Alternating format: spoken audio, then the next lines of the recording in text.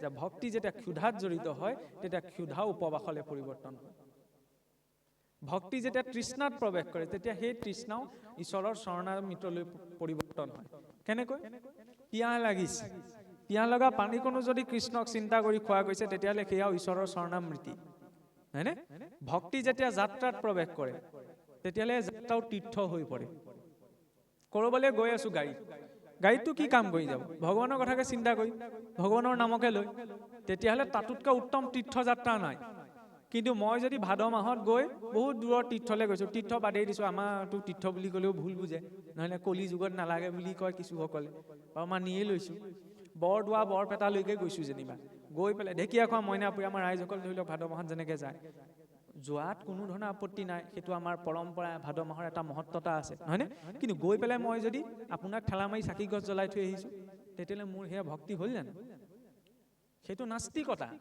সন্মুখৰ হাতখলপীয়া আসনৰ ওপৰত ঈশ্বৰ বহি আছে বুলি মই কৈ আছো, আকৌ নিজে মানিব পৰা নাই। যদি মই মানিলোহেঁতেন তেতিয়া মই আপোনাক ঠেলা মাৰি চাকি গছ জ্বলাই থৈ নাহো। সেইটো নাস্তিকতা, কাৰণ মই মুখেৰেহে কৈছো, মানি লোৱা নাই, হয়নে? সেইকাৰণে প্ৰকৃততে ঈশ্বৰৰ বিশ্বাসটো নাস্তিকতাৰ পৰাহে আৰম্ভ হয়, প্ৰথম প্ৰশ্নৰ পৰা, তেতিয়া স্পষ্টতাটো আহে। তাৰ পৰা মই এইটো কোৱা নাই কোনোবা ঈশ্বৰক নামানো বুলি ক'ব। নামঘৰ ভাগলৈ সোমাই যাওঁতে বা ধৰি লওক এতিয়া লাহেকে শিৱৰাত্ৰি আহি আছে, শিৱসাগৰ ৰাইজেই দেখিব, নহয়নে? তাৰ মাজতে এই দৌলবিলাকলেতো যায় ৰাইজ, নহয় জানো? যাওঁতে এই কাষে পথে যে ভিক্ষাৰী দুই এজন বহি থাকে, সকলোকেতো দিয়া সম্ভৱ নহয়, কিন্তু সামৰ্থ্য অনুসাৰে তেওঁলোকৰ এজনক কিবা এটা দিয়াটো প্ৰয়োজন। সেইটো হৈছে আচল ধৰ্ম। কাৰণ মন্দিৰৰ ভিতৰত বহি থকাজনক চাবলে, নামঘৰৰ ভিতৰত বহি থকা জনক চাবলে এখন ৰাইজ আছে, সেইজনৰ আকৌ কোনো নাই নহয়। কিছুৱে আকৌ লজিকটো লগায়, এইবোৰ তেওঁলোকৰ কৰ্মফল, আৰে মই যদি হেঁতত বহিবলৈ পাওঁ, মোক যদি তেনেকৈ কয় মই কেনেকুৱা পাম, হয়নে নহয়? খন্তেকৰ ক্ৰিয়াতে ভিক্ষাৰীও ধনী হ'ব পাৰে, ধনীও ভিক্ষাৰী হ'বলগীয়া হয়। গতিকে প্ৰথম মানৱ সেৱাটো, নহয়নে? তাৰ জৰিয়তে ঈশ্বৰ তুষ্ট হয়। কিন্তু যদি মনুষ্যক বাদ দি পেলাই আমি তেওঁক পাবলৈ গৈছো, তেতিয়াহ'লে সম্ভৱ নহয়। মেণ্টেলিটিটো সলাব লাগিব। এজন পুত্ৰ যি পিতৃ মাতৃৰ শুশ্ৰূষা এনেকুৱাকে কৰিছে যে এনেকুৱা কেতিয়াবা হৈ যায়, মই সেইটো কাৰোলৈ কামনা কৰা নাই, কেতিয়াবা যে অন্তিম সময়ত শৰীৰটো যেতিয়া অপাৰগ হৈ পৰে, তেতিয়া হয়তো যদি কোনোবা পিতৃ মাতৃয়ে যদি নিজৰ শয্যাখনতে বিষ্ঠামূত্ৰ ত্যাগ কৰিছে, হয়নে? এনেকুৱাও কেতিয়াবা মানুহৰ হৈ যায়, কি ঠিক মোৰো হ'ব লগা আছে। আৰু সেই পিতৃ মাতৃৰ বিষ্ঠামূত্ৰ যদি সেই শুই থকা শয্যাখনতে যি পুত্ৰ বা পুত্ৰীয়ে চাফ চিকুণ কৰি তেওঁলোকৰ শুশ্ৰূষা কৰিছে, সেইটো ধৰ্ম হ'ব নহ'ব? যেতিয়া গাঁৱত কথাটো গম পাব যে আমুকৰ ল'ৰাটোহে ক'ব লাগিব দেই, আমুকৰ ছোৱালীজনীহে ক'ব লাগিব দেই, মাক দেউতাকৰ, বা কেতিয়াবা বেমাৰতো এনেকুৱা হ'ব পাৰে যে বেমাৰত সকলো যে ধুৱাই পখলাই ভাল শুশ্ৰূষা কৰিছে, ক'বনে নক'ব? ক'বনে? ক'ব। তাৰ বিপৰীতে আপোনাৰ মোৰ ঘৰলৈ লেট্ৰিন চফা কৰা মানুহজন আহকচোন, তেতিয়াহ'লে কি হ'ব? এইফালে নাহিবি, ইফালে এইটো কি? এফালে পিতৃ মাতৃ বিষ্ঠামূত্ৰ শয্যাখনত চফা কৰিলে কাৰণে সেইজন পুত্ৰ সন্মানিত হ'ল, আনহাতে আপোনাৰ মোৰ ঘৰৰ শৌচাগাৰটো চাফ কৰিবলৈ অহা মানুহজন মোৰ কাৰণে কি হ'ল? ম্লেছ হ'ল। পাৰ্থক্য আছে নাই? কামটোতো একেটাই কৰিছে। সেই দৃষ্টিকোণটো সলাব লাগিব। মই তাৰ পৰা এইটো কথা কোৱা নাই যে একদম ডিঙিতে গলা বান্ধি লগগে তেতিয়াহে মোলে, দৃষ্টিকোণটো সলাব লাগিব ন। তেওঁ কৰ্মটোতো সন্মান আছে, হয়নে নহয়? কিন্তু আমাৰ সেই সমানতাটো নাই। তাৰপিছত আমি কওঁ কামৰ কোনো সৰু বৰ নাই। কেনেকৈ সৰু বৰ নাই? নিজেই কৰি থৈছো, এইটোতো কঠোৰ, মই কটুকে কৈছো আৰু সেইকাৰণে এই দুটা বস্তু কম্পেয়াৰ কৰিছো। সেই দৰ্শনটো আঁতৰাব লাগিব। ঈশ্বৰে সেইখিনিতহে দৃষ্টিটো দিয়ে। মই কিমান জানিছো বুজিছো সেইটো দৃষ্টি নিদিয়ে, কাৰণ অন্তিম সময়ত যেতিয়া মই কেকাব লাগিব একো মনত নাথাকে। জীৱনত কি পঢ়িলো, যি কৰিলো, কি বুজিলো, একো মনলৈ অহা সম্ভৱ নহয়। তাৰ মাজত যি আচৰণ কৰিলো সেই সংস্কাৰটোহে অন্তিম সময়ত মনলৈ আহিব, হয়নে? সেইকাৰণে তেওঁৰ কামটোৱে হওক, এখেতৰ কামটোৱে হওক, চাওঁতে যে ঈশ্বৰে তেওঁক নিয়োগ কৰিছে, সেই কৰ্মটোৰ প্ৰতি সন্মান জনাই নিজৰ যিটো ৰোল, সেই ৰোলটো প্লে কৰিব লাগে। ভক্তি যেতিয়া গৃহত প্ৰৱেশ কৰে তেতিয়া গৃহখন মন্দিৰলৈ পৰিৱৰ্তন হৈ যায়। ভক্তি কেনেকৈ গৃহত প্ৰৱেশ কৰিব? আৰু এই ঘৰখনত যদি পুৱা গধূলা নামঘৰত যে দবাকোপটো মৰা যায়, দবাকোপটো কিহৰ বাবে মাৰে বাৰু? ভগৱানৰ কাৰণে, হয়নে নহয়? দেৱবাদ্য। দবাটো ভগৱানৰ কাৰণে বজোৱা নাযায়। তালযোৰ, শংখ, খোলটো এইবিলাক দেৱবাদ্য ভগৱানৰ কাৰণে বজোৱা যায়, কিন্তু দবাটো ভগৱানৰ কাৰণে বজোৱা নাযায়। কাৰ বাবে বজোৱা যায়? মানুহখিনিৰ কাৰণে। সেইটো এটা ছিগনেল হয়। উপনিষদৰ 3টা মন্ত্ৰ আছে, সেই 3টা মন্ত্ৰত দবা কোপটো থোৱা যায়। ইমানলৈকে নিৰ্ণয় আছে যে দম দয়া দান ৰগৰ দিয়ে, সেইটো নিজা প্ৰতিভাৰ কথা, হয়নে? দম দয়া দান সন্ধ্যা লাগিলে মনত পেলাই দিয়ে, এতিয়া অকণমান নিজকে দমন কৰা, হয়নে? নিজৰ ওপৰত দয়া কৰা, কিমাননো ইফালে সিফালে গৈ থাকিবা, ঈশ্বৰক চিন্তা কৰা। সম্যক শ্ৰদ্ধায়ে তিথি সন্ধ্যা, দান কৰা, নিজেও ঈশ্বৰৰ নাম লোৱা, দান কোনটো? আনকো ঈশ্বৰৰ নাম লো বুলি কোৱা, হয়নে নহয়? দবা কোপটো শুনাৰ লগে লগে চকীখনৰ পৰা উঠিও কৃষ্ণ কৃষ্ণ কয় নকয়? নোকোৱাটো বেয়া কথা, ক'ব লাগে, কাৰণ বাকীখিনি সময়ত মনত নাথাকিলে অন্তত সন্ধ্যা সময়তো যাতে তেওঁ ঈশ্বৰক চিন্তন কৰিছে, সেইকণো বহুত। সেইবাবে এইখিনি ব্যৱস্থা দিয়া হৈছিল, হয়নে? আৰু পুৱা গধূলা যেতিয়া প্ৰতিঘৰ গৃহতে চাওকচোন, এই মগনা গাঁও নপুখুৰী চুকৰ ৰাইজৰ ঘৰৰ প্ৰতিঘৰৰ মানুহৰ পৰা পুৱা গধূলা যদি ঈশ্বৰৰ প্ৰাৰ্থনা এটা, ঘোষা এফাকি, কীৰ্তনৰ পদ এটা যদি ওলাই আহিবলৈ হয়, গাঁওখনৰ পৰিৱেশটো কেনেকুৱা হ'ব, হয়নে নাই? সেইটোৱেতো লাগে। কিন্তু বোলে গোঁসাই ঘৰ আছে, ককাই চাকি গছ দিলেগৈ, ককাই নাম গাইছে নহয়, সেয়া নহয়, সেইটো তেওঁৰ দায়িত্ব। সেৱাভাগ কৰিবলৈ গৃহত থকা প্ৰতিজন সদস্য যাব লাগিব, নহয়নে?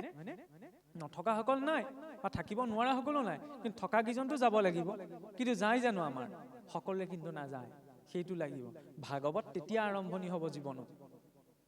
ভাগৱত এদিন পঢ়ি এদিন শুনিয়ে কাৰোবাৰ কথা শুনি আমাৰ জীৱনলৈ আমি আনিব নোৱাৰো, কাৰণ মহাৰাজ পৰীক্ষিতে সকলো এৰি থৈ গৈছিল, আমিতো এৰি থৈ অহা নাই, আমি আকৌ তালৈকে উভতি যাব লাগিব। পৰীক্ষিতে আকৌ হ'ব হ'ব ভাল লাগিলে দে শুনিলো, আকৌ এতিয়া ৰাজ্যলৈ উভতি যোৱাগে নাই, হয়নে? সকলো এৰি থৈ গৈছে, আমি এৰি থৈও অহা নাই, আমি খন্তেকৰ কাৰণে আহিছো, আকৌ পৰিভ্ৰমী চৰাইৰে তালৈকে উভতি যাব লাগিব, মানে সংসাৰখনলৈ। আমিতো নোৱাৰো ন।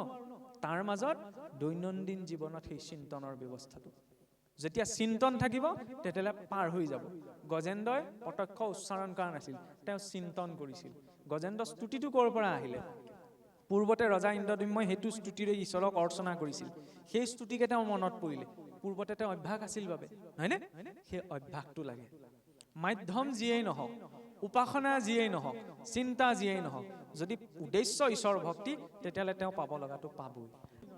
ভাগৱতত 14জন মনুৰ শাসন কালত বা 14জন মনুৰ স্থিতিত ভগৱানৰ লীলা অৱতাৰসমূহ কি কি তাৰ বৰ্ণনা আছে। সেইবাবে এটা লক্ষণ কি? মনুৱন্তৰ। এতিয়া আমি আছো 7ম মনু বৈৱস্বতৰ দিনত, আৰু যেতিয়া এই 14জন মনু পাৰ হৈ যায়, তেতিয়া ব্ৰহ্মাদেৱৰ 12 ঘণ্টা পাৰ হয়, দিনটোৰ 12 ঘণ্টা। কেনেকে 12 ঘণ্টা হয়? 432 কোটি বছৰে ব্ৰহ্মাৰ মাত্ৰ 12 ঘণ্টা, কাৰণ ব্ৰহ্মা ক'ত আছে? আমি আছো ভূলোকতহে, নহয় জানো?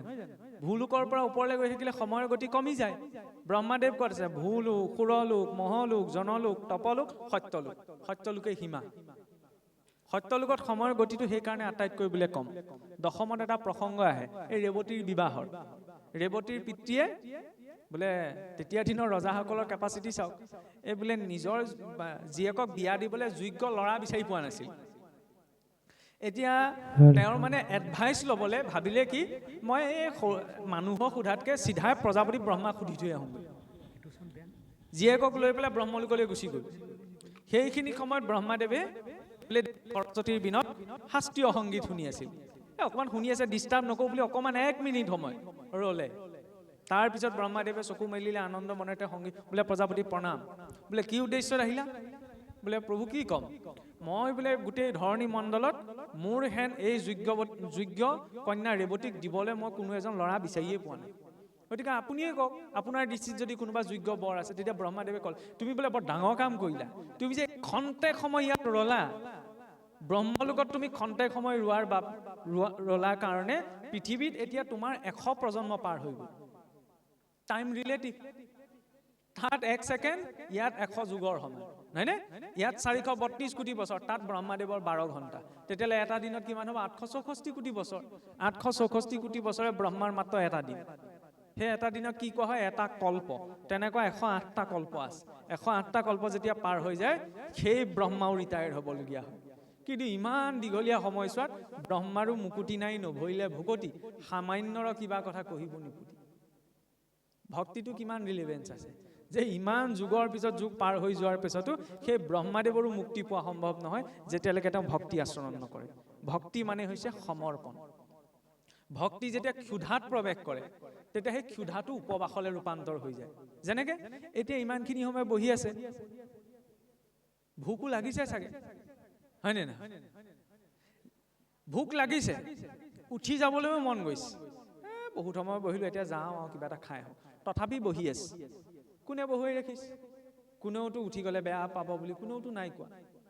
অনিচ্ছা সত্বেও বা মনটোও কৈছে সামৰা হ'লে অকণমান চমু হোৱা হ'লে, তথাপি বহি আছে। কিবা এটা তেওঁৰ প্ৰতি আছে ন, সেইখিনিতে তেওঁৰ প্ৰতি ৰিলেশ্যনটো বুজা যায়।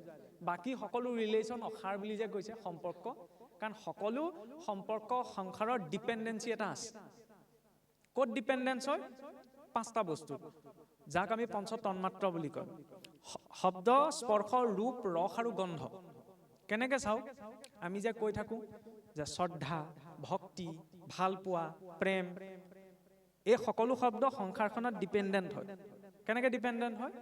এই 5টা বস্তু নোহোৱাকৈ কোনেও কাকো শ্ৰদ্ধা নকৰে, কোনেও কাকো প্ৰেম নকৰে, কোনেও কাকো ভাল নাপায়। কেনেকে চাওঁ? আপোনাক মোক যদি কোৱা যায় যে এনেকুৱা এজন মানুহক তুমি শ্ৰদ্ধা কৰা, এনেকুৱা এজন মানুহক তুমি ভাল পোৱা যিজনৰ শব্দ আজিলৈকে তুমি শুনা নাই, এনেকুৱা এজন মানুহক তুমি শ্ৰদ্ধা কৰা, এনেকুৱা এজন মানুহক ভাল পোৱা যিজনক তুমি কাহানিও দেখা নাই, এনেকুৱা এজন মানুহক ভাল পোৱা, এনেকুৱা এজন মানুহক তুমি শ্ৰদ্ধা কৰা যিজনক তুমি জীৱনত স্পৰ্শ কৰিব নোৱাৰা, ভাল পামনে? সেইদিনাই সামৰণি মাৰিম, হয়নে? বিনা স্পৰ্শত, বিনা শব্দত, বিনা ৰূপটোত কোনেও কাকো এইখন সংসাৰত না শ্ৰদ্ধা কৰে, না ভাল পায়, না প্ৰেম কৰে, হয়নে? ডিপেণ্ডেঞ্চ। কোনোবাই যদি কয় বোলে ভাল পাব পাৰিবা কিন্তু জীৱনত চুব নোৱাৰিবা, স্পৰ্শ কৰিব নোৱাৰিবা, ভাল পাবনে? নাপায়। মোৰ মুখৰ পৰা হয়তো এইটো শুভা নিদিব পাৰে, কিন্তু সত্য সেইটোৱে। কিন্তু তাৰ বিপৰীতে চাওক, এই যে কৈ থাকে যে শাস্ত্ৰবিলাকে কৈ থাকে যে প্ৰেম, ভাল পোৱা এইবোৰ একমাত্ৰ ভগৱানৰ ক্ষেত্ৰতহে সম্পৰ্ক। এইটো এটা হেলিজুনেশ্যন নহয়, এইটো বাস্তৱটো কেনেকে? কাৰণ ভগৱানক আপুনি মই আজিলৈকে দেখা নাই, দেখিছোঁ জানো? আজিলৈকে চুই চাব পৰা নাই, তেওঁ কোনো শব্দ আজিলৈকে কাণেৰে শুনা নাই প্ৰত্যক্ষ ৰূপত, কিন্তু তথাপিতো তেওঁৰ প্ৰতিটো শ্ৰদ্ধা ভক্তি আছে, হয়নে নহয়? গতিকে ভগৱানৰ ক্ষেত্ৰতহে কোনো ডিপেণ্ডেঞ্চি নোহোৱাকৈ তেওঁক ভাল পোৱাটো, প্ৰেম কৰাটো বা শ্ৰদ্ধা কৰাটো সম্ভৱ। বাকী সকলো ডিপেণ্ডেঞ্চ। ইয়াৰ কোনোবা এটা কমি যাওক, সেইখিনিতে শ্ৰদ্ধাও কমি যাব, ভক্তিও কমি যাব, চব কমি যাব সংসাৰত, হয়নে?